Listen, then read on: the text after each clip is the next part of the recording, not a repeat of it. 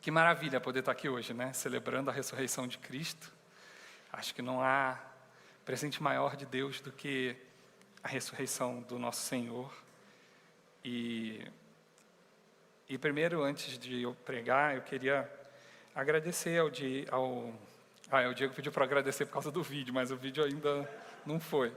Mas eu queria agradecer, na verdade, ao pastor Júnior, que, com muito carinho, permitiu que eu pregasse hoje, né?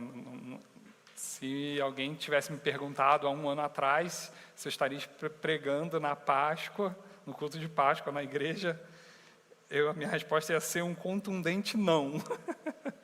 Nunca, não estaria. E hoje eu me vejo aqui nesse lugar. E eu achei que teve tudo a ver, porque Deus já estava incomodando no meu coração há algum tempo de eu pregar. Eu peço que Ele me dê forças para que eu consiga pregar hoje. E tem mais ou menos desde outubro do ano passado. E eu pensando, agora chegou aqui. Desde outubro do ano passado, e eu estava pensando, e eu falando, nossa, Deus está me incomodando para eu pregar, está me incomodando para eu pregar. Eu falei, o que eu vou fazer? E eu não quero. E nessa luta, aí eu acho que no início do ano eu falei com o Júnior, eu falei, Júnior, queria pregar num culto que tivesse ceia. Né? Eu tipo assim, pensando que ia ser um culto com ceia. Né? Todo primeiro domingo a gente faz ceia. Né? E aí aconteceu de eu pregar hoje. Né? E eu fico às vezes até assustado com as coisas que Deus faz. E antes de começar a orar, antes de começar a pregar, eu queria orar. Deus, tenha misericórdia de nós, Pai. Nos ajuda, Deus, nas nossas transgressões e nas nossas dores. Santifica, ó Pai, o Teu corpo. Espírito de Deus, abra os nossos corações para a Tua palavra. Que o Senhor fale, que o Senhor transforme, que o Senhor mude, que o Senhor silencie, que o Senhor grite. Deus, faça conosco aquilo que queres. E que Teu Espírito nos conduza nessa jornada, nessa peregrinação do deserto à ressurreição. Que o Senhor nos conceda da Tua graça e do Teu amor, que nos livra de todo mal e que lança fora todo medo. É o que Te agradecemos e Te pedimos em nome de Jesus. Amém. Essa pregação começou há 4 anos atrás.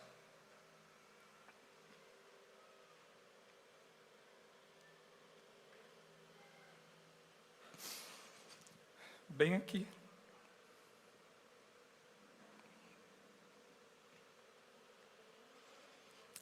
A gente tinha acabado de descobrir a cura da minha mãe. A pandemia estava acabando. A gente estava encontrando um lugar para ser igreja. A gente estava montando as coisas, fazendo algumas coisas e tal. E aí, no meio desse caminho todo, tinha uma escada, bem aqui. E a gente estava trocando o forro do teto, botando a TV. Na época, as caixas estavam nas paredes. E aí, acho que por causa da caixa, não dava para botar assim a escada, botamos de outro jeito. E eu subi na escada. É um testemunho e uma pregação, tá? É uma coisa junta aí. Então, vocês, por favor, tenham paciência comigo. E eu subi no alto da escada. O Júlio estava segurando a escada. E a escada caiu. Desabou, e eu desabei lá de cima e bati com a nuca no chão, aqui nesse concreto. Essa caixa estava lá embaixo. Minha cabeça ficou a um dedo da caixa de som.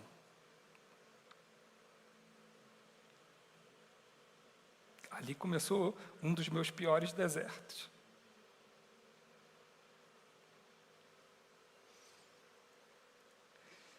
Aí todo mundo estava em cima de mim, eu apaguei, fiquei meio esquisito, não conseguia ter sensação de espaço, de local, estava meio estranho. Aí o Júnior correu comigo para o hospital, Liguei para a Dani foi me encontrar no hospital. E aí chegou lá, os médicos falaram, não tem nada. Não tem fratura, não tem fissura, não tem hemorragia, não tem coágulo. Não tem, me deram um monte de remédio. E fui para casa. E aí, chegando em casa, eu comecei a ter dores, que não acabavam. Uma dor de cabeça que não me largava. E eu não sabia o que fazer, né? Porque já tinha ido no hospital, não tinha nada. O que eu faço? E aí eu lembrei, vou na neurologista que achou a cura da minha mãe, depois de quase 8 anos lutando com a doença dela. Aí fui lá. Aí é aquele provérbio que fala, né, de graça até injeção na testa. Eu não falo mais. E aí eu cheguei lá no consultório da médica, ela avaliou, fez um monte de coisa e tal. Falou, Douglas, não parece ter nada grave. Aí eu falei, nossa, eu não consigo nem abrir o olho de tanta dor de cabeça. Aí ela falou assim, vou colocar um anestésico.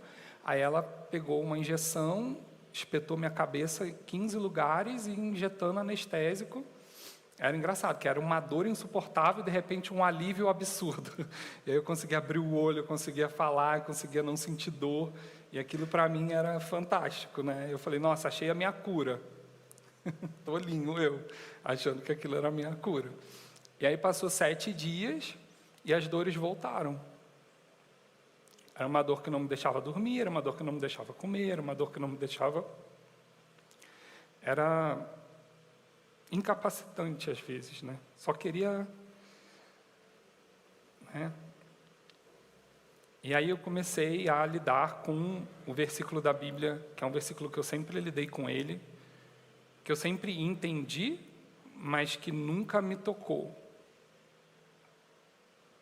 que é o Salmo 23, que diz assim: o Senhor é o meu pastor e nada me faltará.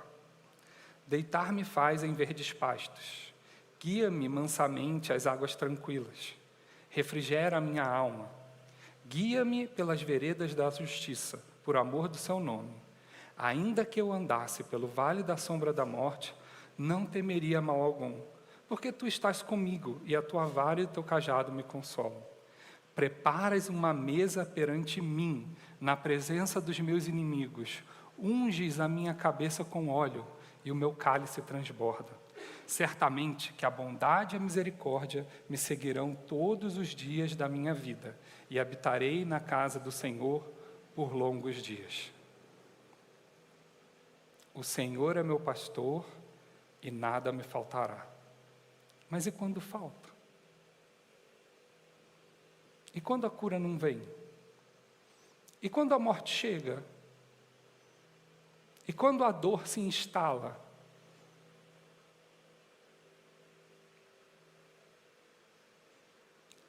Eu comecei a brigar com esse versículo. Sabe, uma luta de Deus assim, de falar, Deus, me ajuda a entender esse lugar. Hoje eu não consigo entender esse lugar. E aí eu, procurando médicos, tinha que ser um médico especialista do especialista, um negócio que, tipo, né, vai ser difícil de achar, e você vai caçar. Aí achei um médico, e aí eu estava achando que não podia ficar pior. Falei, dor o dia inteiro, na cabeça, não há Novalgina que resolva, não há Tramal, não há Tilex, não há remédio que me ajude. Tipo, o que eu faço? Né? Como que eu vivo? Tenho uma família, tenho uma filha, tenho uma igreja, tenho amigos. Mas às vezes, quando a gente faz a jornada do deserto à ressurreição, ela é uma jornada muito só. Igual a jornada de Jesus. Estava cheio de gente, mas no momento da maior dor dele, ele se encontrou só. Ele só podia contar com o Pai. E às vezes na nossa jornada é assim. Porque as pessoas me viam, falavam, não tem como ele estar doente. Está andando, está bem, está não sei o quê, como que ele está? Às vezes as pessoas me viam aqui na igreja de óculos escuros, sempre tinha umas caras que falavam assim, tipo, o que esse cara está fazendo de óculos escuros aqui na igreja? né? A luz às vezes incomodava muito, eu sentia dor, o som, às vezes eu ficava lá fora, que o som era alto, e eu não conseguia ficar aqui dentro, não conseguia nem louvar, não conseguia adorar. E eu pensando, não pode ficar pior. E mal sabia eu que nesse deserto, assim como Satanás, eu quero, e um pouco do que eu estou fazendo aqui, nessa jornada, que é, a pregação, o título é, né, do deserto à ressurreição, mas também uma caminhada espiritual dentro dessa jornada de ressurreição com Jesus, né? E a gente começou toda essa jornada no deserto com a tentação. Vocês lembram quando o Reinaldo falou aqui sobre a tentação? E ali era um momento em que Satanás confrontava Jesus, talvez com que ele achasse que eram os maiores medos de Jesus, ou as maiores fraquezas e facilidades que Jesus teria de cair, né? Que é o que ele faz o tempo todo com a gente, né? E que às vezes quando a gente acha que não pode ficar pior sim, pode ficar bem pior. E eu não percebi que, eu comecei a encarar os meus piores medos. O grande medo que eu tinha de sentir dor o tempo todo. Eu tinha esse medo, eu sempre falava, se eu morrer, eu quero morrer, deitado na cama orando em paz com Deus, eu não quero sentir dor morrendo. Não quero morrer queimado, não quero morrer afogado, eu quero, morrer o mais tranquilo possível, né? Então, eu tinha muito medo, de sentir muita dor. E eu estava vivendo o meu pior medo, eu estava sentindo dor o tempo inteiro. Dor, que não dava conta. Vivia à base de injeção na cabeça. Durante um mês inteiro, toda semana, eu voltava lá na médica para injetar anestésico, até o ponto dela falar assim, Douglas, não tem mais o que eu posso fazer. Eu já fiz tudo que eu poderia fazer, e ficar colocando lidocaína na sua cabeça não vai te curar. Você precisa achar um especialista. E fui atrás de especialista. E eu achando que tudo ia melhorar, mas tudo só foi piorando. E aí, quando eu tive com esse especialista, a gente foi fazer um procedimento que se chama BSV, bloqueio suave venoso, ou simpático venoso, vou conseguir, bloqueio BSV é o nome. E aí eu cheguei lá, quando eu cheguei nesse médico, foi muito confuso lidar com esse médico, não consegui conversar com ele direito. E aí, quando ele falou que era bloqueio, eu achei que era o mesmo bloqueio da cabeça, eu achei que ele ia fazer alguma coisa, injetar dentro da cabeça. No crânio aqui, ela injetou na testa, injetava aqui, injetava em tudo quanto é lugar. E eu achei que ele ia fazer isso. E aí eu estava bem tranquilo, perguntei se podia almoçar, porque o horário era bem próximo do almoço, era uma confusão e tal. E aí eu só falava com a secretária, não conseguia conversar com ele direito. E aí eu fui para esse lugar, e aí eu acho que o Júnior, no início ele se sentia muito culpado, então ele queria estar perto, fazendo tudo comigo. E aí ele e a Dani não podia estar nesse dia no procedimento, e aí ele foi lá, coitado, ele só viu horrores nesse dia. E aí o procedimento é quase que eles ficam te dopando, eles querem mexer com o sistema nervoso, para o sistema nervoso diminuir a interação.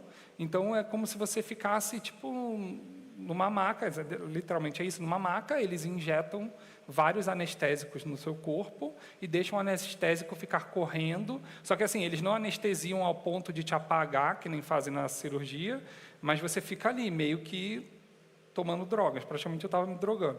E aí, esse anestésico, ele causa até morte, né? Teve aquele famoso ator lá de Friends, morreu por causa desse anestésico que ele tomava, fazia uso recreativo lá dele com isso. Nossa, fazer uso recreativo com isso acho que é a maior loucura, porque, eram umas viagens muito alucinantes. E aí eu ficava deitado naquela maca lá, e eles começavam a colocar a medicação. Eu sei que eu comia, eu enjoei, a parede começava a fechar em mim, e parecia que eu ia tomar com a parede na minha cara, o teto, a coisa ficava, indo para frente, indo para trás. Aí eu falei, meu Deus, o que eu não consigo fazer nada. Aí eu fechei o olho, aí nisso que eu fechei o olho, aí eu vou viver o meu segundo maior medo. Eu sempre tive um medo de, tá numa cirurgia, e o médico vai fazer coisas, e ele dá anestesia, só que é como se você estivesse consciente do que o médico está fazendo, e você sente aquilo tudo que ele está fazendo, e você não consegue Então, vou viver esse medo agora. E aí, eu estava lá naquela maca, e fiquei assim, daqui a pouco eu senti como se tipo, o meu corpo ficasse preso na maca, tivesse um imã assim, eu não conseguia me mexer. Eu começava a ouvir todo mundo falar, as enfermeiras, o médico e tal, mas eu não conseguia falar. E eu só mexia a cabeça assim, que o médico perguntava, tá tudo bem? Eu ficava assim, e aí, cara, era uma viagem assim, parecia que o meu, que eles chamam de dissociação, parecia que a minha alma tinha saído do corpo, assim, e eu estava indo para um lugar, de um espaço e tal, e eu conseguia perceber todo mundo à minha volta, mas eu não conseguia abrir o olho, eu ouvia todo mundo falando, e aí o médico resolveu aplicar uma injeção na minha cabeça, nessa hora, junto com esse procedimento. Quando ele enfiou a agulha, gente, tipo assim, tem uma sensação que alguém pega uma faca ou algo muito pontudo e vai varando assim para dentro da sua cabeça, e você parece que você está sentindo. Eu sei que ele não estava fazendo isso, mas a percepção que eu tinha daquele lugar era algo assim assustador. Eu fiquei assim paralisado e eu não conseguia falar, e eu só sentia aquela dor penetrante, e eu já estava ficando angustiado. Aí até que ele falou assim, só vou aplicar isso daqui e depois vai passar. Eu falei, tá bom. Eu, na minha cabeça, pensei, tá bom, né? E aí depois eu comecei a sentir como se eu fosse chupado para dentro do meu corpo, assim, sabe? Era como se eu fosse assim, e aí voltasse, assim. Aí quando eu voltei, eu senti uma dor na cabeça muito grande. Aí o médico voltou, chegou e falou assim, como que você está? Aí eu falei para ele, estou com dor. Aí ele, é impossível você estar com dor, você está cheio de anestésico no seu corpo, você tem lidocaína, você tem ketamina, você tem um monte de coisa aí, não tem como você estar com dor. Aí eu falei assim, você quer trocar de lugar comigo? Você fica sendo eu, aí você me diz se eu estou com dor ou não. Porque se você está me perguntando, eu estou falando, porque eu já estava tipo assim, no meu limite naquela hora. Aí eu falei, então, se eu estou falando que eu estou com dor, eu estou com dor. Eu vou mentir por causa disso. Aí ele, não, então faz o seguinte, dá uma Novalgina para ele na veia mesmo, e talvez isso vai melhorar. E a dor era muito concentrada onde ele tinha colocado ali. E às vezes a enfermeira estava conversando com ela, que o corpo, quando às vezes está nesse procedimento, ele permanece em mais memórias. Gente, o sistema nervoso é uma coisa muito louca, então, como se fosse uma memória de dor, que não era a dor, mas era uma memória de dor, que na verdade é dor, porque você sente dor com a memória de dor. Então, é uma coisa meio louca. E aí, para você ter uma ideia, eu saí de lá, o Júnior pode confirmar isso, eu saí de lá de cadeira de roda, assim, eu não conseguia andar direito, o Júnior ia me levando, eu ia para o carro, assim, parecia que eu tinha sido atropelado, sei lá o que tinha acontecido comigo. E aí eu achei que eu tinha passado o pior, e aí eu passei por esse medo, eu falei, nunca mais na minha vida eu vou fazer esse procedimento. Aí eu fui, e aí eu fui para casa, aí no dia seguinte eu falei, você quer saber, vou cortar o cabelo, estava me sentindo bem, fui cortar o cabelo, voltei. Quando eu cheguei em casa, eu lembro de botar a chave assim na mesa, meu corpo começou a tremer, eu comecei a ter vários movimentos involuntários, eu comecei a chorar, e eu falei, Dani, eu estou com vontade de morrer. E dava uma vontade assim de querer fugir de tudo, até do próprio corpo, e eu fiquei, aí a gente ligou para a neurologista, aí ela falou para dar um medicamento para eu tomar, na hora, e eu chorava, não conseguia. Aí eu cheguei para ele assim, eu falei para mim mesmo, não vou tomar nenhum medicamento. Aí fui para o chuveiro de corpo e tudo, fiquei numa água quente, respirando, comecei a fazer uma meditação, comecei a orar, e aquele sentimento foi passando, e eu comecei a orar a Deus. Até hoje eu não entendo o que é aquilo, deram um nome disso para mim, do que é isso, pode ser um efeito reverso da medicação. E aí eu falei assim, caramba, que loucura. Tipo assim, do nada você se sente totalmente fragilizado e vulnerabilizado, assim, sabe? Assim, num estalar de dedos. E fora as dores, que naquela semana não tinha, porque eu estava cheio de anestésico, mas elas iam voltando, e na semana seguinte elas voltaram. E aí eu falei, eu nunca mais vou voltar naquele médico, eu tenho que achar alguém que possa me ajudar. E aí a Dani, a gente conversando, e aí a gente achou uma médica E aí a gente foi conversando, e aí ela foi testando uma medicação, e a medicação dava um efeito reverso. Aí eu tinha que parar a medicação, mas aí não podia parar a medicação direto, tinha que fazer um desmame da medicação. Aí eu ficava quase que 1 mês com aqueles sintomas que a medicação me passava, aí para depois eu começar com outra, e aí foi assim. Aí chegou num tempo que a médica falou assim: Douglas, isso daqui são todas as carteiras de medicamentos que eu posso usar em você, e que funcionariam. A gente já foi para quase todos. E aí nesse caminho também, eu já estava tomando opioide, aí comecei a tomar canabidiol, aí passei muito mal com canabidiol, aí, nossa, eu vomitava a madrugada inteira, já não tinha mais nada no estômago, e eu ficava com ânsia de vômito, ânsia de vômito, ânsia de vômito, ânsia de vômito. E aí eu fui para a madrugada no hospital, chegou no hospital, eles deram remédio para enjoo, deram Plasil, e aí eu descobri que eu tenho, como é que chama? Isso aqui é extrapiramidal. Me ajuda aí, Dani, eu não lembro agora. Síndrome extrapiramidal. Que o Plasil dá uma reação no meu corpo que eu começo a me contorcer, me bater, me sair correndo no hospital. Aí estava uma pessoa assim, sentada no canto assim. Aí eu estava sentado assim no canto, aí eu estava fazendo assim, e eu queria, não conseguia parar, parecia que eu estava tendo um ataque epilético, assim, e ficava me contorcendo, e a vontade era de sair correndo, dava uma queimação no corpo que não parava, e aí eu estava com vergonha de falar, eu estava sozinho, não sabia o que falar. Aí a moça chegou e falou assim: doutora, eu acho que o rapaz aqui está passando mal. Aí a doutora lá da sala: deve ser alguma coisa do acesso, tipo assim, está doendo, não sei o quê, não está pegando, chama uma enfermeira. Aí a menina: doutora, eu acho melhor a senhora vir aqui, eu acho que não sei o que está acontecendo, não. Aí veio a médica correndo, quando a médica chegou: o que deram para você? Eu falei assim: não sei. E eu não conseguia nem falar, e eu me debatendo. Aí a médica: tira esse medicamento, vou botar o soro aqui, mas agora você vai ter que ficar 1 hora esperando o efeito passar. Aí fiquei eu lá 1 hora, igual um louco lá, se contorcendo todo com aquela queimação, negócio que não passava, porque às vezes tem coisas que simplesmente não passam na nossa vida, e a gente tem que suportá-las. E eu tive que suportar por 1 hora. Parecia que eu queria abrir o meu corpo por dentro de tanta queimação que eu tinha ali.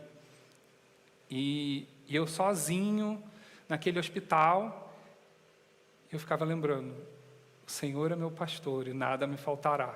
Eu falava: Deus, está faltando. Está difícil. Está difícil ler esse versículo. Está difícil falar isso daqui. E aí, a médica, quando ela começou a falar que não tinha mais medicamento para me dar, eu falei: meu Deus, eu vou ter que viver com isso o resto da minha vida. Como que eu vou fazer? Eu pensando comigo, né? Aí eu cheguei, a médica chegou e falou assim: então a gente vai fazer uma programação. Você vai tomar o opioide, que foi quando eu comecei a tomar o opioide. Você vai tomar o opioide e, durante 1 mês, aí a gente vai marcar a sua cirurgia. E aí a gente vai fazer em você uma risotomia, que ela enfiou agulhas em todas as minhas vértebras, dos 2 lados, e queimar todos os nervos que vão para a minha cabeça e para baixo das minhas costas. E simplesmente acabar com eles, queimar eles com eletrochoque. Aí eu falei assim: é?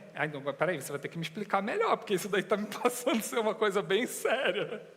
E aí eu fui, chamou a cirurgiã, a gente foi, conversou, ela explicou várias coisas, falou e tal, o que a gente ia fazer. Então a gente ia primeiro bloquear os espaços das facetas das vértebras, depois os espaços entre as vértebras, e depois queimar os nervos e fazer tudo isso ao mesmo tempo.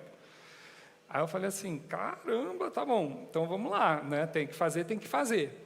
E aí eu comecei a tomar o opioide e simplesmente o plano de saúde negou o procedimento.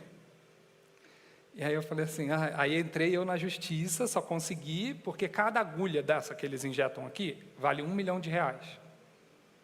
Então é um procedimento muito caro. Se ela botou, são 7 de um lado, 7 de outro, 14. Que ela cruza no meu pescoço. E aí eu falei, nossa, tá bom. Eu estava com medo desse procedimento, porque mexe com as vértebras, né? Tipo, é uma coisa muito delicada, eles fazem com ultrassom e tudo, mas não há garantia de nada. Foi o que eu perguntei para a médica. Tá, mas o que pode acontecer? Ela, Douglas, não há garantia de nada. Né? Pode ser que a dor suma, pode ser que não suma, pode ser que aconteça algo durante o procedimento, mas nós vamos fazer o nosso melhor para que nada aconteça com você, de pior. Aí eu falei, tá bom, ok. E aí a médica fala assim, então o procedimento vai ser esse, a gente vai fazer essa cirurgia, e aí depois nós vamos fazer 4 BSVs. Aí eu virei para ela e falei assim, doutora, me desculpe, eu não vou fazer mais esse procedimento. E eu expliquei para ela tudo o que tinha acontecido e tal, e foi uma luta comigo e com a médica. E nisso o plano tinha negado, aí eu tive que continuar com o opioide, porque nada mais segurava a minha dor. Aí quando foi chegando em março do ano passado, nem o opioide segurava mais a minha dor. E aí eu já estava tomando, tipo assim, o máximo que podia tomar de opioide, e em algum momento ele ia pedir a conta. Porque o opioide é assim, você toma, mas ele pede a conta em algum momento, se você toma por muito tempo, é igual corticoide. E aí eu fui e fiquei tomando até eles falarem que podia fazer, a justiça, o juiz decretou que tinha que fazer, e aí eu consegui que fosse feito, e a doutora falou, Douglas, é um milagre isso você ter conseguido, porque tenho pacientes meus que estão há 2 anos esperando da justiça para poder conseguir fazer esse procedimento. Aí eu falei assim, caramba, tá bom, mas eu consegui, então vamos lá, vamos para cima. E aí ela parou o opioide, né, e a gente começou a fazer o desmame do opioide. Aí eu tinha que quebrar 0,25 de cada comprimido para ir tirando um pouquinho, para não dar nenhum efeito rebote, nenhuma dessas coisas. E aí fiz a cirurgia, né, só que antes de fazer a cirurgia, esse foi engraçado, eu preciso compartilhar. Gente, o tempo está ali. Tá, eu vou acelerar aqui. E aí, eu estava com a doutora, tipo, na preparação para a cirurgia, sentado na maca, um monte de gente que tinha saído da cirurgia, aquela vucu-vucu de gente entrando, gente saindo, gente doente, tudo, muita gente doente, de tudo. E aí eu estava ali sentado, né, meio ansioso assim, porque eu sou uma pessoa ansiosa, e aí eu estava ali sentado, isso ficou mais claro para mim com essa doença. E aí eu estava ali sentado, e a médica vira para mim e falou assim, Douglas, deixa eu falar uma coisa para você, que eu ainda não falei. Aí eu falei, ai caramba, o que você vai falar? Aí ela, deixa eu falar uma coisa para você. Esse procedimento, ele mexe na raiz da medula. E por mais que a gente tenha cuidado, pode ser que quando a gente queime, essa queimadura, esse choque, encoste na raiz da sua medula. A gente vai tentar não encostar, mas não tem como, que a gente vai lá no lugar onde o nervinho sai. Então, como encosta lá, encosta na medula, machuca um pouco, pode ser que machuque um pouco. Então, assim, talvez, durante esse pós-operatório, durante o dia 3 ou 5, quando você sair desse lugar aí, você pode ter uma dor. É uma dor que ela vai vir. Eu falei, doutora, mas eu estou fazendo isso para parar a dor, você está falando que eu vou fazer e vai vir uma dor? Me ajuda, né? Aí ela riu, assim, quando eu falei isso, e aí ela falou assim, vai vir uma dor, e ela é uma dor neuropática, porque a gente machucou a medula. E quando essa dor vir, ela vem sem aviso, ela vai vir, uma hora. E ela vem, e é uma dor, e vai ser a pior dor que você vai sentir na sua vida. E não tem nada que você possa fazer para acabar com essa dor. Não tem nada que você possa fazer que vai acabar com essa dor. Você vai ter que sentir essa dor, e você vai ter que ficar com essa dor até essa dor passar. Porque assim como ela veio, ela vai embora, ela não vai ficar. Mas você vai sentir muita dor. Aí eu falei, pô, doutora, você me avisa isso agora antes, me avisa depois da cirurgia, não agora. Então, tipo, agora minha cabeça está onde, né? Ela, não, eu precisava conversar isso com você, depois você vai estar vindo da anestesia, você não vai estar em sã consciência, então tem que conversar com você aqui agora. Eu falei, não, tudo bem, então vamos lá.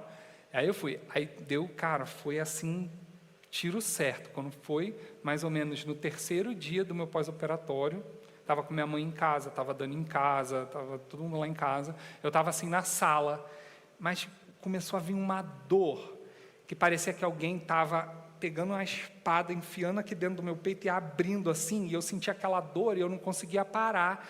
Eu socava a parede de casa, gritava de dor e a dor não passava. E gritava, e gritava, e gritava, e socava a parede. Aí a Dani, Douglas, o que eu posso fazer? Eu falei, não tem nada para fazer, tem que sentir essa dor. E eu ficava ali sentindo essa dor e tal. E eu socava aquela parede, gritava, gritava. Eu falei, daqui a pouco os vizinhos vão achar que eu estou matando alguém aqui dentro de casa. E ela veio 2 E aí,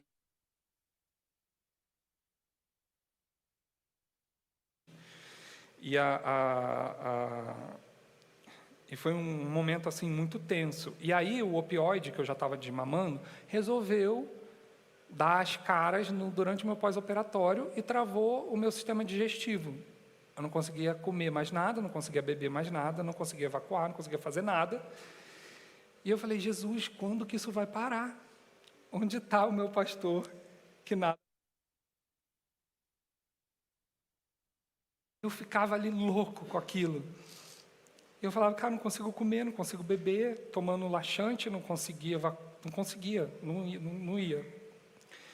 E eu perdi quase 14 quilos em uma semana, porque eu não conseguia comer. Estava lá no Rio, na casa dos meus pais, que a gente foi para lá para poder facilitar as coisas com a Dani e tal. E aí eu bebi um pouquinho da água, tomava um pouco de Gatorade, um pouco de água de coco, mas comida eu não conseguia comer, e tomando laxante, esperando o intestino voltar a funcionar. E aí, tipo, uma coisa que foi boa é que aí eu voltei para casa, eu lembro que eu voltei para casa, e eu ficava pensando assim, fala, Deus, quando tudo isso vai acabar, né? E às vezes eu vinha aqui na igreja, o pessoal perguntava assim, Douglas, aí como que você está? Aí eu falava assim, estou caminhando. Aí falava assim, estou orando por você. Eu falei, ora mesmo, porque está muito difícil. E aí eu comecei a me ver fraco, tive fraqueza dos músculos, porque eu não consegui comer, tive perda muscular muito grande durante muito tempo. E aí eu fui começar a fazer fisioterapia. E aí a fisioterapia, eu até falei no grupo dos médicos lá, que eu fui falar sobre a minha dor e tal. A fisioterapia eu ficava deitado, e eu só conseguia respirar. Eu respirava, fazia dilatação diafragmática, mobilidade da coluna, fazia isso aqui, que é o gatinho e tal. Peso, pegava um pezinho de 1 quilo. Cara, eu falei, meu Deus, parece que eu tenho 90 anos de idade. E eu não conseguia fazer nada. E aí, teve uma vez nesse negócio dos médicos, a doutora falou assim, não, porque é bom a atividade física, porque dá endorfina, porque dá isso, não sei o quê, ajuda com diminuir o cortisol, não sei o que lá, falando um monte de coisa. Aí eu falei assim, doutora, eu não consigo fazer nada disso, eu só consigo hoje respirar na fisioterapia. Aí ela falou assim, se respirar o que você consegue fazer, respirar o que você precisa fazer. Eu falei, então tá muito bom, é o que eu vou fazer até agora. E aí eu comecei a fazer fisioterapia, e a doutora falou assim, então, Douglas, a gente vai fazer agora os BSVs. Você vai... Gente, eu estou resumindo, assim, porque foram muitas coisas que aconteceram, eu estou tentando compartilhar o meu testemunho, e eu prometo para vocês que vai ter uma palavra também. E aí, ela falou assim, você vai fazer os 4 BSVs. Aí eu falei, não, eu não vou fazer. E aí a gente teve um dia de consulta que foi, tipo assim, uma argumentação minha com ela, que eu não queria fazer, e ela falou que era importante eu fazer, que eu precisava fazer. Ela falou assim, então eu vou fazer o seguinte, eu vou colocar no mínimo da droga, vou botar a droga no mínimo, e se você sentir algum tipo de sensação de que você vai ter dissociação, se você vai sair do seu corpo e tal, eu paro o procedimento na hora. Aí eu falei, você me promete que você vai fazer isso? Ela falou assim, prometo. Eu falei, então eu vou fazer. E aí eu fui fazer o primeiro procedimento. E aí Deus me colocou, cara, uma doutora, que era um doce de pessoa. E ela vinha, tocava na minha mão, conversava comigo, perguntava como eu estava, se eu estava bem, queria que eu me sentisse bem, queria que eu me sentisse à vontade, que era bom eu não estar nervoso. Aí mediu minha pressão, mediu meus batimentos cardíacos e conversou comigo, explicou como que ia ser a medicação. Foi toda outra experiência. Só que mesmo assim, quando ela começou a medicação, aí eu sentia cara, cada vez que eu fiz essa medicação, é uma sensação totalmente diferente da outra. Tem gente que, as enfermeiras falavam assim, tem gente que sai daqui cantando passarinho. Eu falei, nossa, me mostra quem é essa pessoa, que eu quero saber qual é o segredo que ela tem, porque essa medicação comigo não rola, eu tenho coisas muito loucas. Quando ela botou a agulha, que a medicação começou a entrar, pensa uma cobra, como se ela estivesse andando dentro da sua veia, quente, E ela vai passando assim pelo teu braço, aí ela vai passando perto do seu coração. Aí eu sentia a droga entrando nos lugares. E eu ficava assim, falava, Jesus, que é isso? Eu só orava, né? E aí, às vezes, quando eu tinha essas dores, ela dava raios pelo corpo, às vezes, assim. E aí eu sentia, às vezes, um raio que vinha para essa perna direita aqui. E aí eu fui sentindo, aí ela passou no meu intestino. Lembra que eu falei para vocês do opioide e tal? Cara, o intestino gritava, parecia que colocaram um heno dentro, efervescente dentro do intestino, e água, e tamparam assim, e deixaram aqui para ver o que ia acontecer. Aí eu falei, Jesus, o que está acontecendo? E eu ficava respirando. E aí, quando chegou nessa perna, eu senti um adormecimento da perna toda. E aí, depois desse dia, eu nunca mais senti a dor nessa perna. E eu falei assim, nossa, então acho que isso pode funcionar. E aí eu fiquei ouvindo tudo que a doutora falava para os residentes, sobre a droga, que receptores ela entra, nos receptores de MDA, você não precisa saber disso, mas ela foi falando as coisas. E uma coisa que ela falou assim, é muito importante que o paciente esteja completamente relaxado, porque aí é que a droga consegue penetrar melhor nos receptores. Porque nesses receptores não entra só a droga. Quando você fica nervoso, você secreta substâncias que entram nesses receptores. Então a droga não entra. Então ela falou, para essa droga entrar, tem que fazer isso. Aí eu falei assim, caramba, tá. Então, aí eu comecei a pensar, né? Porque eu sempre sou assim, eu sempre penso, o que eu posso fazer para poder dar uma ajudinha nesse negócio? E aí eu fiquei pensando, e aí nessa época eu estava fazendo fisioterapia, estava muito engajado na fisioterapia, e eu estava lendo a palavra devocional o tempo todo, né? E eu comecei a entrar numa coisa assim, meio de que, tipo assim, eu aceitava a dor, mas numa resignação, sabe? Tipo, é a dor que eu tenho, eu vou aceitar, Deus, tenho gratidão por ti, mas eu ainda não conseguia dizer nada me falta nessa dor, sabe? Essa palavra ainda não tinha chegado para mim. E aí eu lutando com isso tudo, e eu comecei a fazer, sabe o quê? A ouvir louvores. E eu comecei a ouvir louvores o tempo inteiro, o dia todo. Eu não conseguia, eu levava 2 horas para lavar, 3 horas para lavar uma louça. Porque eu tinha que fazer muito devagar, não conseguia fazer muita força. Era tudo muito devagar para mim, né, fazer as coisas, mesmo durante esse período. E aí eu estava ouvindo os louvores me ajudavam, sabe? Porque eu ia cantando na minha dificuldade e eu ia fazendo a minha dificuldade ser superada todo e cada dia, porque era todos os dias. Eu deitava com dor, levantava com dor, mesmo depois do procedimento aqui no pescoço, né, que eles enfiam o catéter aqui embaixo, ele sobe até aqui em cima, né? Eu sentia dor na coluna inteira depois que eu saía da cirurgia. E aí eu cantava assim, e eu sentia que aquilo me fortalecia, aquilo me ajudava. E eu falei, cara, eu vou me segurar nisso. E aí quando eu peguei, falei assim, cara, por que eu não ouço louvor na hora do procedimento? Eu, pensando na cabeça, vou fazer uma playlist, que está até hoje no meu celular, que chama BSV Ketamina, que é o nome do procedimento, a minha playlist de louvor.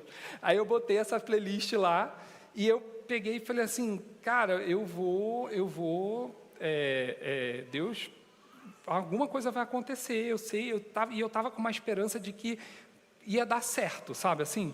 E aí eu fui para o procedimento, a doutora estava lá, falei, doutora, não tive tempo de pegar fone de ouvido, vai ser no celular, vai todo mundo ouvir junto comigo os louvores. Aí era muito engraçado, porque as enfermeiras entravam e falavam, ué, tá tocando louvor? Tipo, que as pessoas eram cristãs, crentes. E aí eu fui, botei o louvor para tocar, e o louvor ficou tocando, e eu fiquei lá, e dava aquele negócio assim e tal.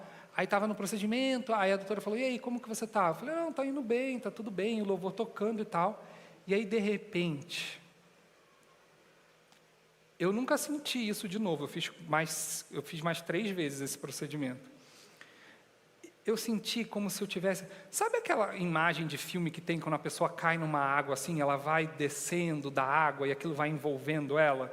Então eu sentia como se fosse tipo um cobertor, assim, bem quentinho, que me envolvia. E o meu corpo todo, da cabeça para baixo, adormeceu. Ficou dormente, como se tivesse, tipo assim... Sabe quando dá cãibra, que fica aquela coisa assim, que parece que está inchado, sei lá, aquela sensação? Só que era uma sensação gostosa, que aquilo me cobria, e eu falei para ela, falou, como você está? Nossa, estou sentindo como se um cobertor bem quentinho tivesse me envolvendo aqui. e está tão gostoso, meu corpo está todo dormente. Aí eu falei, só não está dormente a cabeça, mas o corpo todo está dormente. E aí eu saí do procedimento, saí andando, saí falando, saí conversando. Foi o melhor procedimento que eu fiz até então, né? Saí, muito bem. E aí eu cheguei em casa, e naquele dia eu não tinha conseguido ler o devocional. Eu estava lendo um devocional na época, todo dia, que se chama Mananciais do Deserto. Não sei se vocês já ouviram falar. E aí eu fui ler o devocional. E aí quando eu li,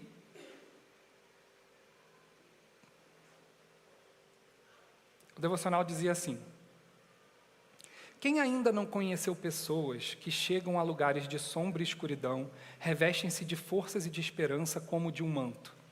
Elas podem ser até aprisionadas, mas levam consigo o seu tesouro. Ninguém pode separá-las dele.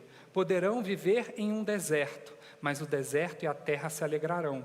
O ermo exultará e florescerá como o narciso. Toda flor, mesmo a mais bela, produz sombra enquanto balança a luz do sol. Quando eu li esse devocional, eu chorei muito de gratidão a Deus. Porque Deus falou no meu coração que esse manto era o cobertor que Ele me deu, naquele momento em que eu fazia o procedimento. Naquele momento em que as dores do meu corpo não tive mais. E Deus foi me... E talvez para vocês, ou para qualquer pessoa, isso possa parecer ser uma coisa muito irrisória. Mas esse irrisório é o meu tesouro. É o tesouro de saber que onde eu estava mais sozinho, na escuridão e na solidão, e eu podia estar até aprisionado naquela maca, como eu estive, Deus me cobriu com um manto de força e de esperança. E o meu deserto se alegrou.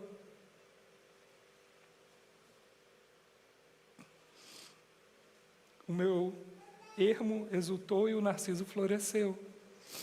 E em mim brotou uma esperança que eu nunca tinha sentido antes. Antes, eu ouvia falar de Deus. Hoje, os meus olhos veem. Só quem passa pela dor consegue enxergar o amor do nosso Senhor. E eu me joguei no chão daquele quarto. E eu chorava.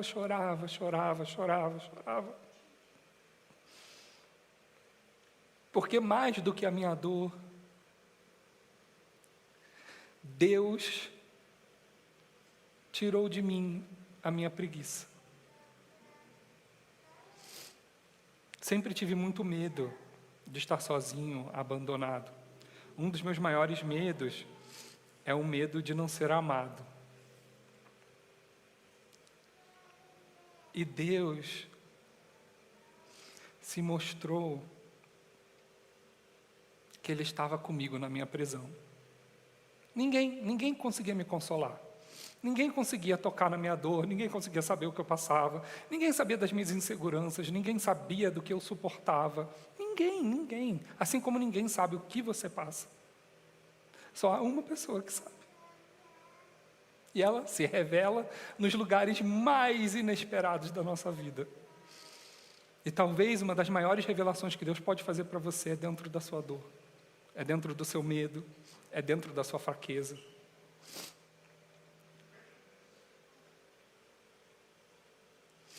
O Salmo 4:1 diz que no dia da angústia, Deus nos dá largueza. Deus, Ele abre espaços no momento em que estamos não consolados, desesperados, no meio da nossa dor, no meio do nosso medo. E a minha saga continuou, né? Não foi porque isso aconteceu que a cura veio. A cura não veio. Eu continuei fazendo procedimento, continuei fisioterapia, continuava psicoterapia, continuava tomando remédio, ainda tomo remédio até hoje. Talvez, quem saiba, essa seja a marca do quadril que Deus colocou em mim, né? Assim como fez com Jacó, que segurou o anjo, lutou para a bênção e Deus deixou ele manco. talvez. Mas se manco é como eu vou entrar no reino dos céus, que assim seja. Se é por meio disso que a graça de Deus se manifesta na minha vida, que assim seja. Se é por meio da minha fraqueza, que assim seja. E eu continuei a caminhar e no meio disso tudo, todos os fisioterapeutas que eu encontrava e tal, todo mundo falava para mim assim, Douglas, você podia ter morrido. Tipo, uma queda dessa de uns 2 metros de altura, uma nuca no chão, ou é morte ou ficar tetraplégico. E eu comecei a pensar no livramento que Deus tinha, durante esse período, né, antes disso, o livramento que Deus tinha me dado, mas isso não acabava com a dor que eu tinha. E aí eu comecei a conhecer várias pessoas que lutam com as suas dores, né, grupos terapêuticos de pessoas que lutam com as suas questões, né. E aí nessa semana, eu vou compartilhar isso com... Não, vou continuar outra coisa. E aí eu comecei a ir num retiro, eu fui num retiro espiritual, em outubro do ano passado, e aí nesse retiro, né, eu estava muito animado, era um retiro sobre santidade e sanidade. Né? E eu estava animado, falei, vamos ver o que vai acontecer, a Dani foi comigo, e foi tudo muito legal e tal. E aí quando eu cheguei lá, nesse retiro, qual foi a primeira pergunta que fizeram para mim? No retiro, e para todo mundo que estava lá, né, claro. O que te cura? Na hora eu estava sentado assim, eu falei, eu não consigo responder essa pergunta, porque hoje eu não tenho cura. E o que eu faço? Não vou responder. E aí foi de cada um, tinha mais 50 pessoas, assim, todo mundo tinha que falar o que te curava. E eu falei, gente, eu não consigo falar isso, e agora? E aí começa o meu medo de não ser amado pelas pessoas, eu tenho que falar alguma coisa. Eu tenho que falar alguma coisa que impressione, eu tenho que falar alguma coisa que para dar certo e tal. E aí quando chegou na minha hora, eu falei, gente, eu sinto muito, já começo pedindo desculpas, né? Eu sinto muito, mas eu não consigo responder essa pergunta, porque hoje nada me cura. Aí eu falei, eu posso responder o que me anima, o que me fortalece, mas o que me cura eu não tenho, porque eu não tenho a cura comigo. E aí, né, e ainda assim, mesmo passando por todos esses lugares, de Deus estar comigo, não sei o quê, eu sempre no fundo, lá no fundo do meu coração, eu sempre falava, Deus, por que eu estou passando por isso? Por que isso aconteceu comigo? Né? Eu fazia essa pergunta comigo, e eu ficava ali naquele retiro ouvindo e tal, mas as coisas ainda não encaixavam, sabe? Não entravam, a palavra não penetrava dentro de mim ali naquele momento, né? E essa coisa da palavra penetrar eu achei muito engraçado, porque eu não estava vendo, mas aí essa semana eu resolvi ver The Chosen. Eu achei que eu estava vendo a temporada 1, mas comecei a ver a temporada 4, a última. E aí eu comecei a ver e tal, e achei muito interessante algumas coisas. E ver ali, tipo assim, a vontade dos discípulos de entender o que Jesus fala, e Jesus fala e eles não entendem. E aí Jesus falando para Maria que, tipo assim, não adianta, eu falo por parábolas, falo diretamente, ele não consegue entender o que eu estou falando. Mas os discípulos estão assim, não, eu sei que ele é o Salvador, eu preciso ouvir o que ele está falando. E, sabe, uma luta de, tipo assim, da palavra de Deus penetrar os lugares do coração, e mesmo assim, e aí tem um momento lá, vou dar o spoiler aqui, então se preparem, e aí tem um momento lá que, tipo, a Ramá lá, que o Tomé gosta e tal, não sei o quê, ela morre, e Jesus não ressuscita ela. E aí depois, semanas depois, Jesus vai lá e ressuscita Lázaro. E aí Tomé tem uma ira absurda do porquê que ele ressuscitou Lázaro e não ressuscitou a outra, né? E é engraçado, e o que eu achei interessante é o olhar de Jesus, que ele é um olhar que, tipo assim, quando ele olha para Tomé tendo a ira, ele não repreende a ira de Tomé, ele entende o lugar de onde Tomé está vindo e a dor que está sendo causada por ele estar fazendo a vontade de Deus e glorificando a Deus através de Lázaro. E realmente, às vezes, na nossa vida, a gente não consegue entender porque milagres acontecem em alguns lugares e milagres não acontecem em outros lugares. E milagres não vão acontecer o tempo todo. Cabe a Deus decidir e dar a graça do milagre a quem quer que seja. Pode ser que o milagre chegue, pode ser que a graça chegue, pode ser que esse milagre não chegue. E aí como que Tomé lida com isso? E como que Jesus dá a palavra? E aí Jesus vai entrar para Jerusalém, e ele olha para Tomé uma hora, e ele fala assim, mas eu tenho um amor por vocês aqui que não tem medida, é como se vocês fossem meus. Mas ele sabe a dor e sabe que aquela palavra está chegando para Tomé num coração que não consegue entender o que ele está falando. E aí, eu achei engraçado que a palavra... E aí foi o devocional, e a gente fazia uma lectio divina, onde a gente ouvia a palavra em meditação. E aí, a primeira palavra foi do cego de nascença que Jesus curou com barro e cuspe. E aí, no meio daquilo ali, eu não sei porquê, não sei como, Deus foi brotando uma poesia dentro do meu coração. E olha que eu sofro com lectio divina, porque eu não consigo poetizar as coisas. Tem gente que faz isso maravilhosamente bem. Escreve lá, compartilha, é uma coisa sensacional. Eu tenho muita dificuldade. E aí começou a surgir uma poesia dentro de mim. E foi a primeira vez que eu consegui ver beleza na minha dor. E a beleza do meu mestre, em tudo que eu passava. E eu escrevi uma poesia que eu não vou ler aqui, mas ela está escrita, se chama Dor que Toca. E eu falei assim, nossa, eu nunca olhei para a minha dor com beleza. Eu sempre olhei para ela como um inimigo que eu tinha que lutar o tempo todo. Mas às vezes Deus quer habitar na nossa dor, sabe? A dor não é um lugar que a gente tem que ficar lutando com ela. A dor é um lugar, talvez, às vezes, onde Deus quer habitar com você. E nessa habitação, a cura pode vir. E aí, Deus começou a me confrontar com os meus pecados, confrontar com os meus medos, mas não é um confronto de luta. É um confronto de acolher esses lugares. E aí eu comecei a olhar para o Salmo 23 de uma outra maneira. Eu falei, o que faz essa pessoa falar que o Senhor é o pastor e nada faltará, que faz deitar em verdes pastos, que mesmo que ande pela morte, não há temor algum? E aí veio o versículo que me chamou muita atenção. Preparas uma mesa perante mim, na presença dos meus inimigos. Unges a minha cabeça com óleo, e o meu cálice transborda. E aí eu falei, nossa, Deus prepara uma mesa. Porque Ele só consegue dizer que nada faltará se o cálice dele está transbordante. Vocês concordam comigo? Tem uma lógica aí. Né? A gente começa num lugar, mas esse lugar tem um lugar que o faz ser esse lugar. E esse lugar é um lugar da mesa. E aí esse versículo sempre me incomodava. Eu falava assim, gente, mas como que vai preparar uma mesa com os meus inimigos? O que eu vou fazer com os meus inimigos na mesa? Dar tapa na cara um do outro?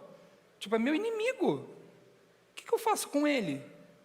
E aí, isso me incomodava bastante. E aí, quando eu comecei a perceber que Deus não faz a gente lutar contra os nossos medos. Deus quer redimir. E para redimir, Deus precisa habitar nos lugares. Porque é a presença do Espírito que transforma. É só o amor de Deus que lança fora todo o medo. Não adianta você lutar com o seu medo. Não adianta você lutar com a sua dor. Só o amor lança fora todo o medo. E o que o amor faz junto com o medo? Acolhe esse lugar. E aí Deus começou, nesse retiro, a me fazer olhar para aquilo que eu já tinha percebido, que eu não tinha, mas que eu realizei naquele lugar, que era o meu pecado da preguiça. A preguiça não é só uma coisa do tipo, ai, não quero fazer nada, ai, não estou assim. Não é isso. A preguiça, ou assídia, né, que é um dos pecados capitais, ele é o pecado da desesperança da vida. É como se aquela pessoa que olhasse só para as ondas e mergulhasse o tempo todo. E como as ondas estão ali batendo, ela não consegue ver o seu Senhor, que é a esperança dela. Como a palavra da esperança entra num coração de um preguiçoso, né? Daquele que entende as lógicas, entende o racional da teologia, mas daquele que, diante do seu próprio medo, não consegue não temer. né? E eu acho que essas são realidades muito profundas da vida, que a cada um de nós cabe buscar. Muito mais do que... e aí, nesse retiro, passou a ser não só olhar para a cura. Eu não era assim, tipo assim, eu já não estava mais num lugar onde Deus me cura, me cura, me cura. Deus faz isso comigo, faz isso comigo, faz isso comigo. Deus, eu quero isso, eu quero isso. Eu não estava mais nesse lugar. Eu estava num lugar tipo assim, eu quero me encontrar com Deus no meio disso tudo. Se é para suportar essa dor, como o pequeno Tiago lá do Chosen, que fica andando lá, e ele se pergunta, por que Deus cura todo mundo e eu estou aqui caminhando com Ele, ouvindo Ele desde o início, Ele não me cura, né? E aí, por que Deus cura umas pessoas e não cura as outras? Gente, entrar nesse lugar é um lugar de completo desespero, porque você entra diante do seu medo, sem Deus. E Deus quer habitar nesse lugar. E Deus foi colocando, e eu falei assim, nossa, então é isso. E aí eu escrevi uma parte aqui do contra a preguiça, né? Eu não vou perder a oportunidade de amar, eu quero coragem de viver. Para quem tem preguiça, se alguém tiver aí como pecado, né? É coragem de viver, é encontrar espaços de esperança, né? Porque quando a gente está preocupado com o mal atrai o mal. O mal é como se fizesse um oráculo para si.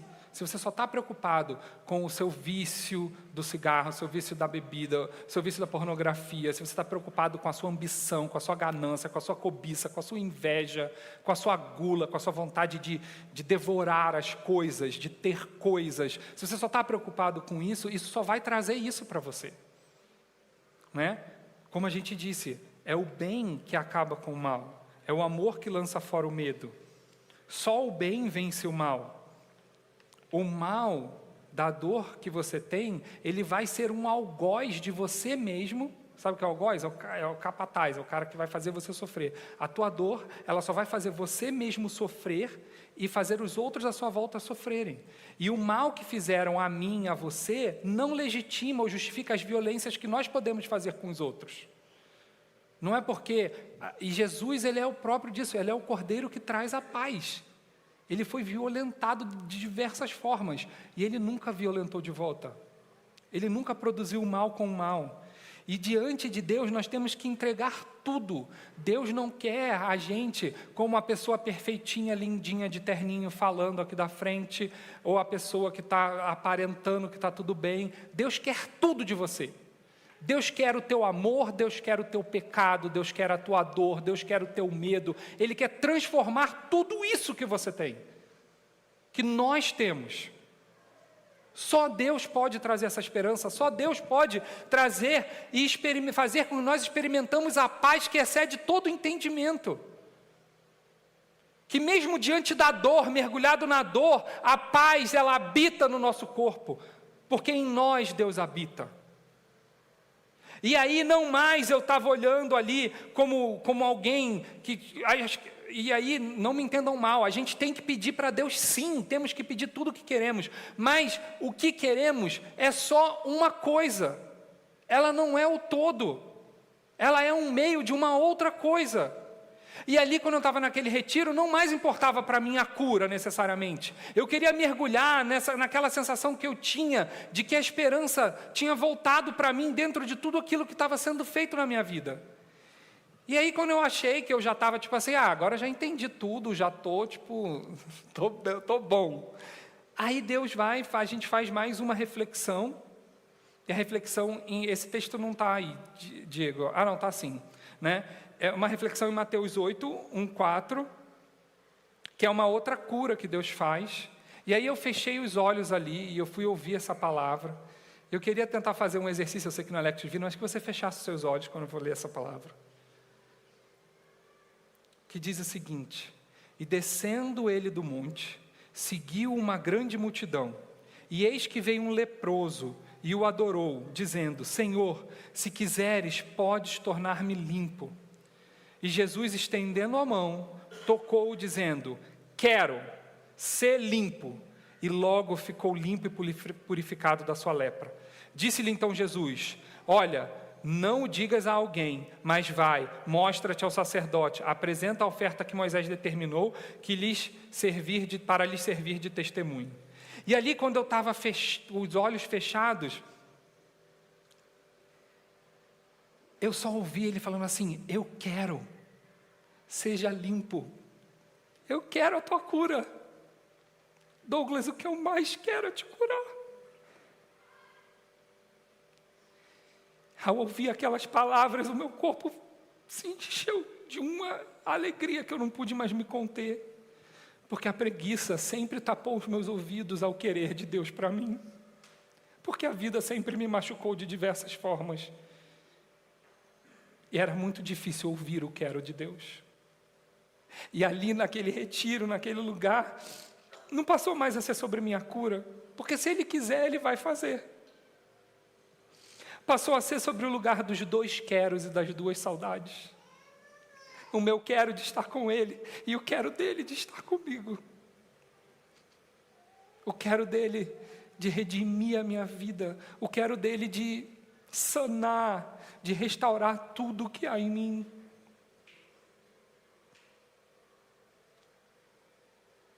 E aí ali, naquele lugar, eu pude fazer uma oração que hoje eu levo para a minha vida. Não é o motivo de eu estar com Deus, não é o porquê Ele pode fazer isso ou aquilo, mas é porque Ele me quer. E eu fiz a oração que foi a seguinte: Jesus, muito obrigado pelo teu eu quero. Nele, faz em mim como quiseres. Jesus, muito obrigado pelo teu eu quero. Nele, faz em mim como quiseres. Ele é o Senhor. Ouve o teu Senhor. Se a tua dor é para a glória do seu Senhor, que assim seja. Se a tua vitória é para a glória do seu Senhor, que assim seja.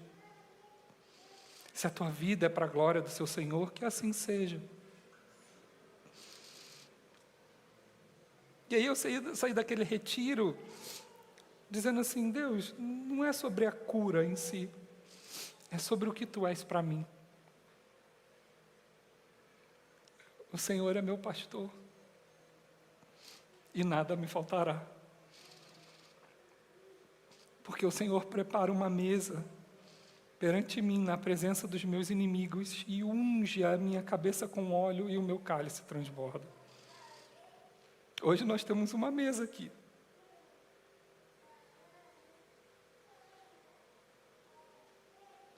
Jesus preparou essa mesa com o seu corpo e com o seu sangue.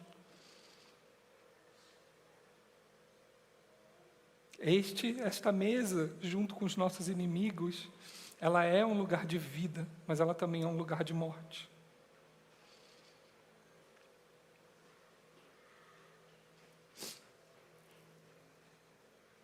E eu queria te convidar a participar dessa mesa que o nosso Senhor montou junto com os seus inimigos, com os nossos inimigos.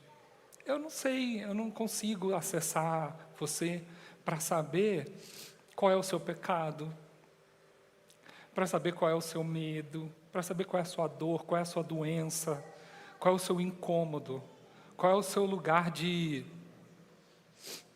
ansiedade, de tristeza, qual é o seu lugar de falta.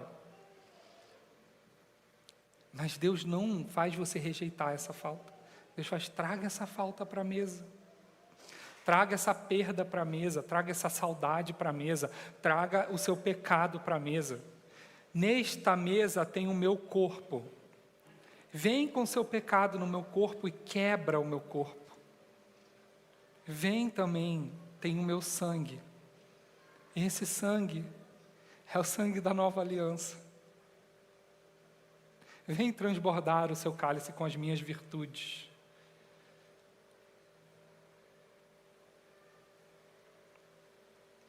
E aí nesse retiro, uma pessoa ela fez um videozinho falando sobre esse momento de ceia. E Eu vou passar esse vídeo aí, a gente vai passar esse vídeo para vocês.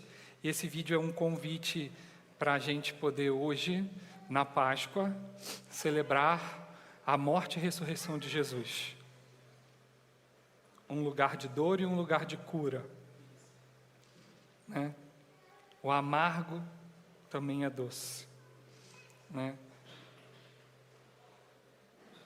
Pode colocar o vídeo, Diego.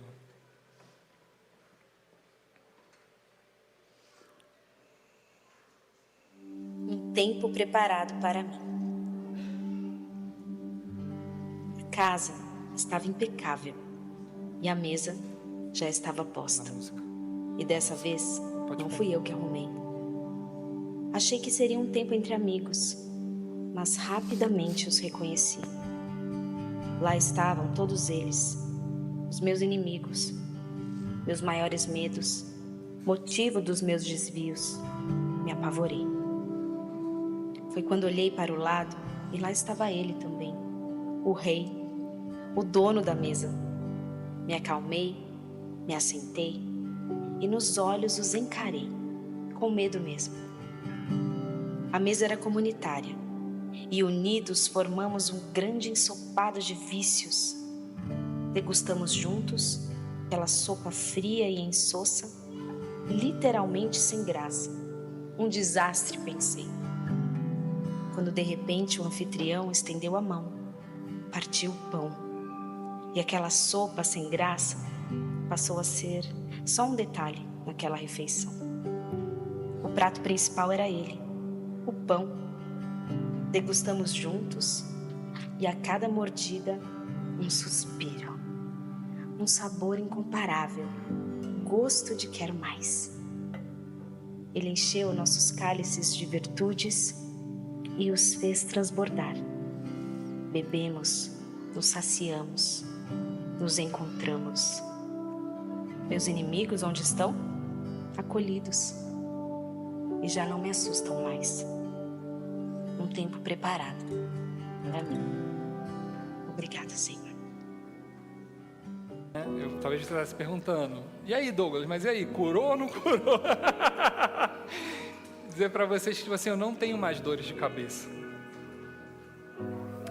Mas eu tenho marcas do tempo dessa dor.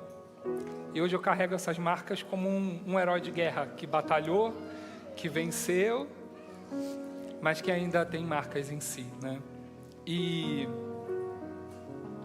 eu queria, né, publicamente pedir perdão para Dani, porque eu sei que nesse processo, junto comigo, ela sofreu bastante. A minha dor fez ela sofrer muito. E eu peço perdão porque me magoava muito ver o seu sofrimento. E você é a coisa mais preciosa que Deus me deu, junto com a nossa filha. E me perdoe por tudo nesses 4 anos, que foi muito difícil. Mas Deus foi bom, né? Deus foi bom. E hoje Deus prepara essa mesa. E eu queria te convidar a fazer essa ceia de olhos fechados. Eu queria que você visse a sua mesa. Eu queria que você convidasse os seus inimigos a estar nessa mesa. Não sei quais são eles. Pode ser o medo da falta da cura. Pode ser o medo do amanhã. Pode ser o medo da morte. Pode ser a inveja. Pode ser querer ser outra pessoa. Pode ser, enfim, podem ser muitas coisas. Mas não tenha medo de convidar os seus inimigos, porque Deus quer eles nessa mesa aqui, ó.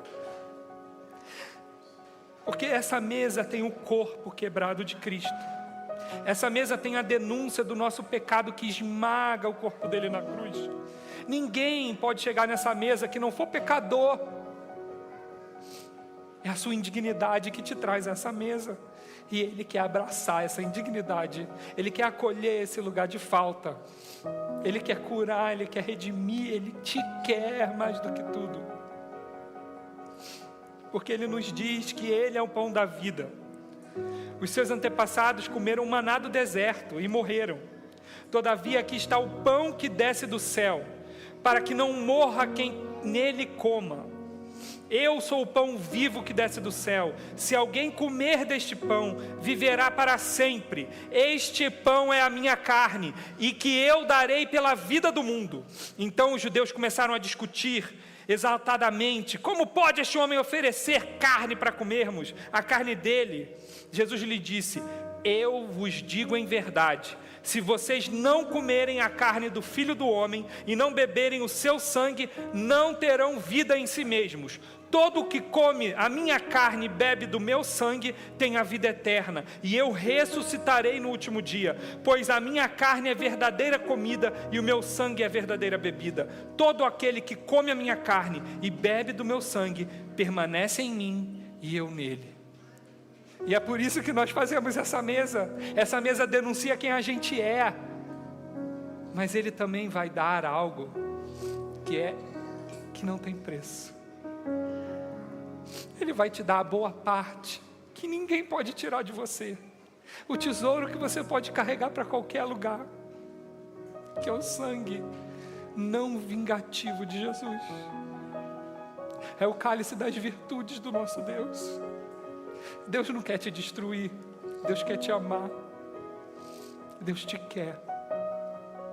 E Ele vai tirar o pecado, porque Ele é o Cordeiro que tira o pecado do mundo. Comemos este Cordeiro, junto com todos os nossos inimigos.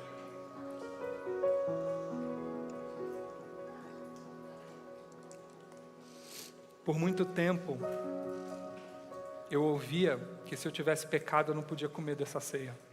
Quem já ouviu isso? Faça na sua consciência, se você tiver pecado, não coma. Não, come com o seu pecado, sabendo que Ele te dará a virtude para você superar o seu pecado. Venha como estás a esta mesa.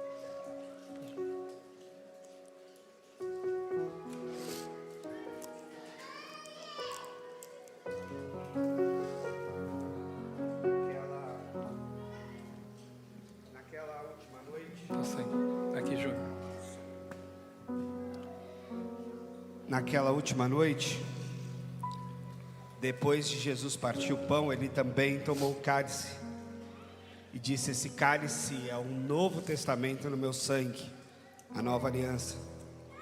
Façam isso todas as vezes que beberes em memória de mim, porque fazendo isso, vocês anunciam a morte do Senhor, até que Ele venha. Amém. Bebamos o cálice.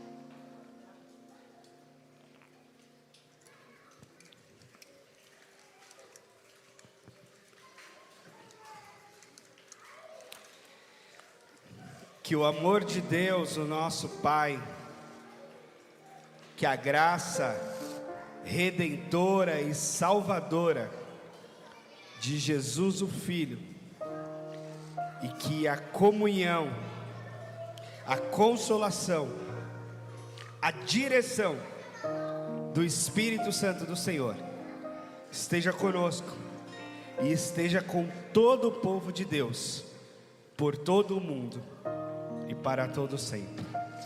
Amém. Amém.